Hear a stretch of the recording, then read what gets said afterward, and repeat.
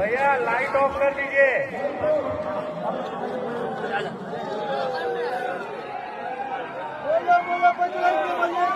Seven, 6, 5, 4, 3, 2, 1.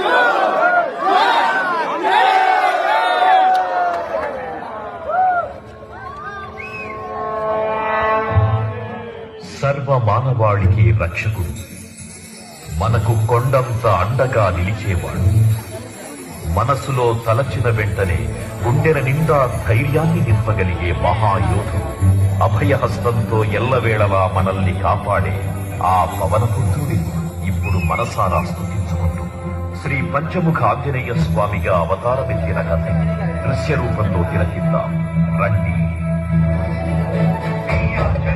प्रसन्नांजनेयं प्रभाते